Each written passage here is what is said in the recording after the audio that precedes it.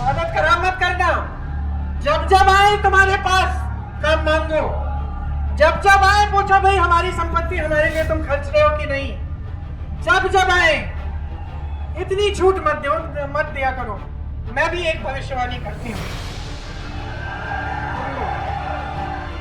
और मेरी भविष्यवाणी ये है कि अगर इसी तरह से मोदी जी और उनकी सरकारें देश की सारी संपत्ति बड़े बड़े उद्योगपतियों को सौंपती रहेगी तो एक ऐसा दिन आएगा जब इस देश की जनता का गुस्सा संभल नहीं पाएगा।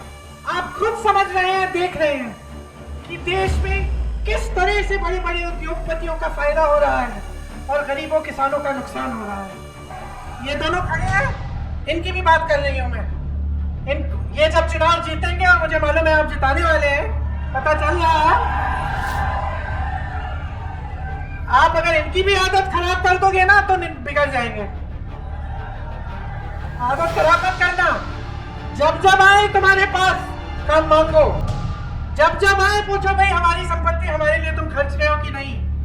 जब जब आए इतनी छूट मत दिया करो, इतनी छूट मत दिया करो।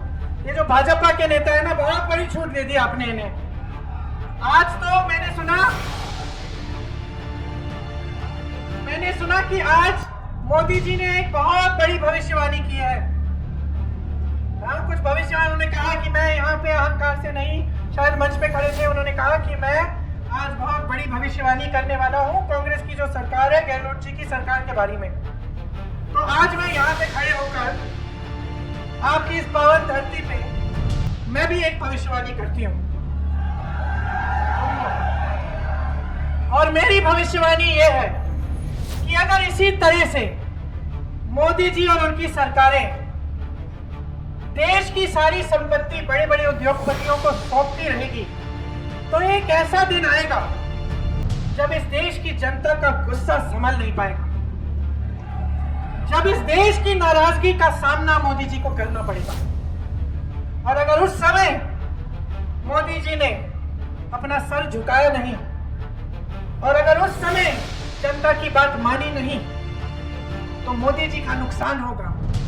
क्योंकि मोदी जी आज जिस तरह से सरकार चला रहे हैं, अगर मोदी जी खुद ही समझ जाएं और आप उनको समझा दें कि ये नहीं चलेगा, कि जो देश की संपत्ति है ये किसी एक दो जनों के हाथों में मत सौंपो मोदी जी, ये आपका कर्तव्य नहीं है इस देश के प्रति। इस बात को उन्हें समझाना पड़ेगा।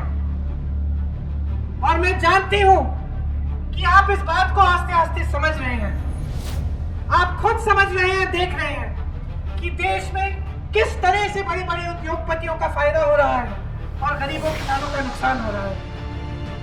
तो मेरी भविष्यवाणी यही है कि देश की जनता सब समझ जाएगी। देश की जनता में आज नहीं तो कल विवेक आएगा ही आएगा।